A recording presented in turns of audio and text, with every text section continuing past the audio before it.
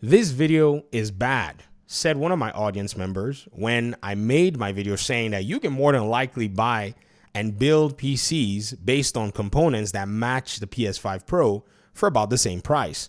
I know for certain that you can actually beat the PlayStation 5 base for less money that it will cost you to run that PS5, seeing that you pay for PS Plus and your games are about $10 on average more expensive.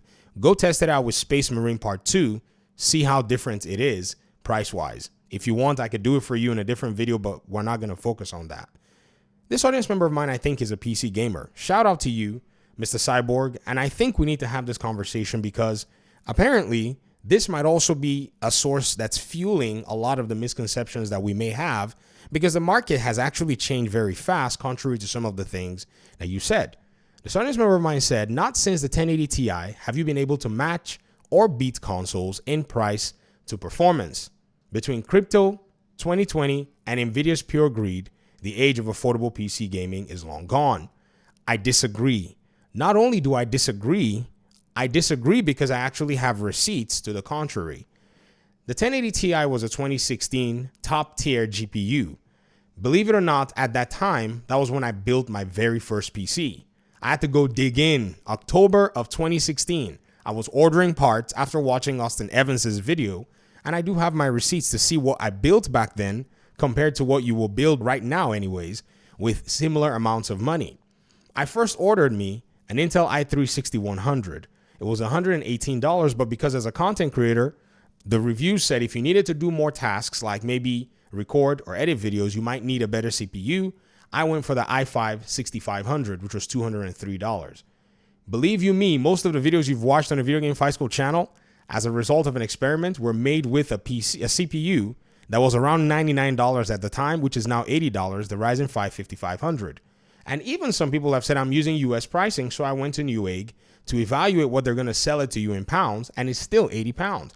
Yes, you have to pay $24 in shipping. However, if you're making the build together, you have to leverage free shipping by buying your GPU, and you will get free shipping. You can all bundle that together, which this GPU is the GPU that I've actually put in my PC part picker build to compete and beat the PS5 and possibly, go neck to neck with the PS5 Pro. We don't know what the PS5 Pro is going to be competing with, but at the end of the day, the PS5 Pro is still a premium level item in the console space.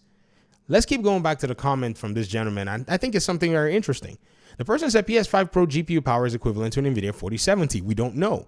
The last time we were told that an NVIDIA GPU or something was equivalent to the PlayStation 5, it was not true. We were told that it was equivalent to a 2080 at one point. Then it came down to a 2060. Then we found out it was a 6700 non-XT, right? So we really have to go back and wait to see, of which even the 6700 non-XT that you can run on Windows versus the 6700 non-XT inside of the PS5 will behave differently, especially when you start to throttle and you start to demand more from both GPUs, which sells for about $600 on its own. We don't know. If PlayStation was giving you a device that its GPU alone costs $600 in the market, that console would not be $700. What's even crazy is if the $600 APU version of that device is a 4070, it would mean that that device itself is at least $1,300. Because for those of you who know PC hardware, who use PC gaming laptops or, workstation laptops, you know that the mobile version of GPUs are more expensive than their desktop counterparts. So I see a lot of people throwing 4070 around like it's some easy thing for PlayStation to do, and they're still complaining on the back end or having to debate people that $700 is a lot of money. We got to be very careful when we draw these conclusions, and they said this. A gaming PC build equivalent to PS5 Pro is going to cost at least $1,200.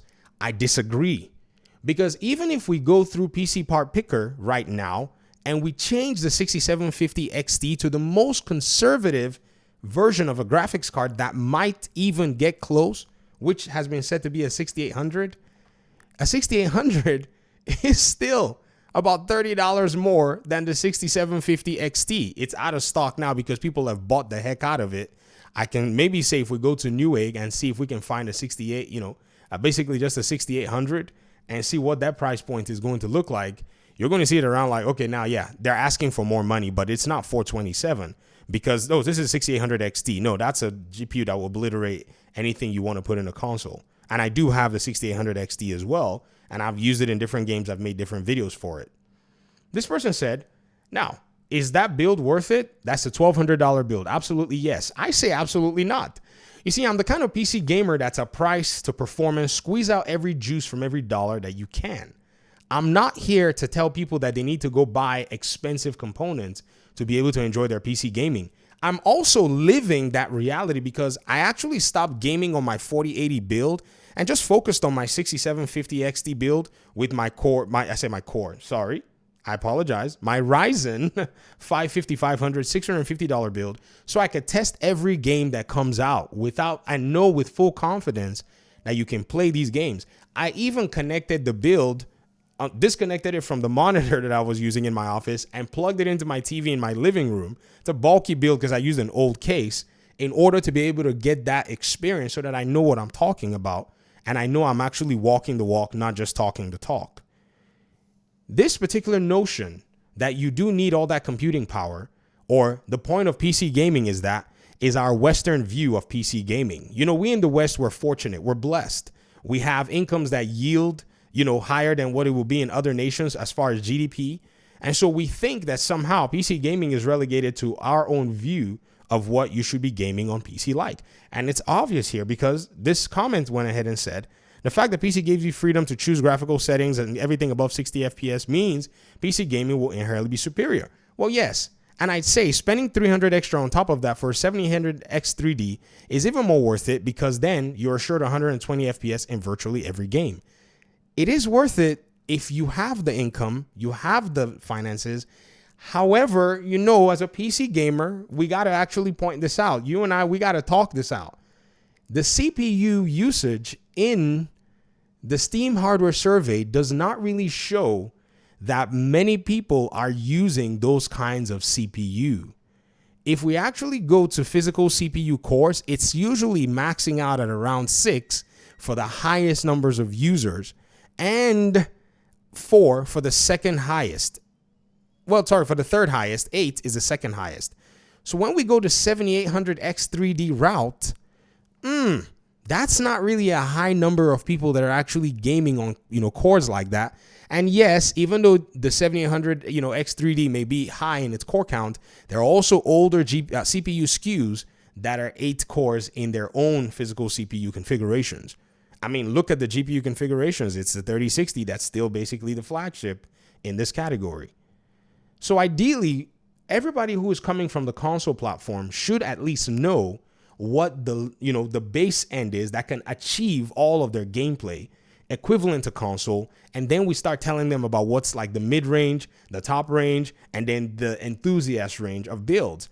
I have enthusiast builds in AM4. I pretty much maxed out AM4. In fact, I maxed out AM5, and then I saw that there was no significant difference. Believe it or not, I did at one point have an AM5 computer. I bought a pre-built when the 4090s were impossible to find. Yes, and I'll tell you, never buy a pre-build, but I'm a content creator because I do have a business and I do game development. I buy a high-end PC to achieve and accomplish those tasks. It's not for gaming. I'll probably game on it because, once in a while I'm taking a break and I'm sitting at the computer. It's quiet. I can play a few games for a few minutes, but that's not the goal. The goal as a gamer is to actually play video games and not over frames.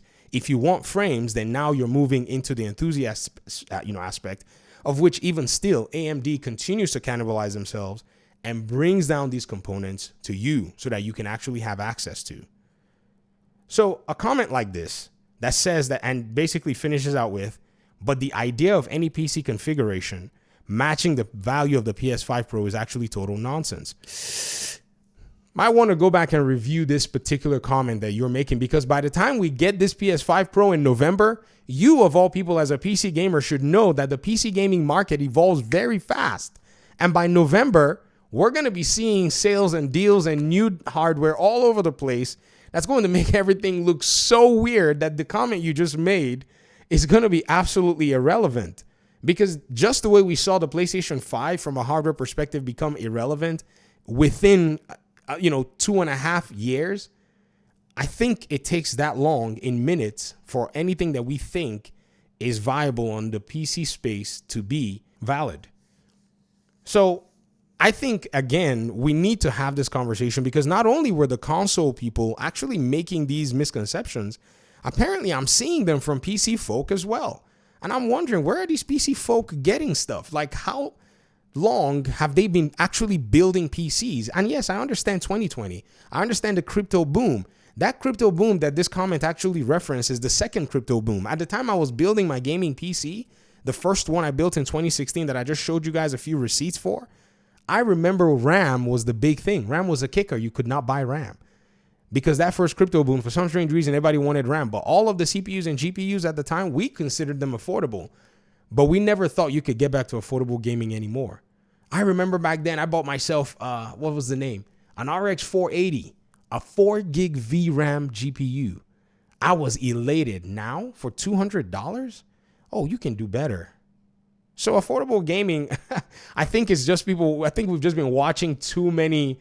I guess it's a sad state of reality, honestly, and I understand. I think what people expected was a lot of these components, as things got better, as technology got better, we're going to continue to come down in price and drive down prices. But a lot of these companies, they make their devices to have a shelf life so that you don't use them too long without having to visit them after every so many years. They don't want to give you everything, just right off your hand. I mean, think about it right now. I think NVIDIA understands that they basically shifted the entire market because one day the 4090 is going to be a $500 card. It's going to be a $300 card. Nobody thought the 1080 Ti was going to basically be what it is now. We thought that was probably going to be the best ever. Once a 4090 becomes a $400 or $500 card, it's over. So at the end of the day, I think the data suggests, otherwise. The PS5 Pro doesn't have any value that's inherently better than a PC, especially when you pair up all the other things PlayStation wants you to pay. It's over. It's not even a conversation to be had.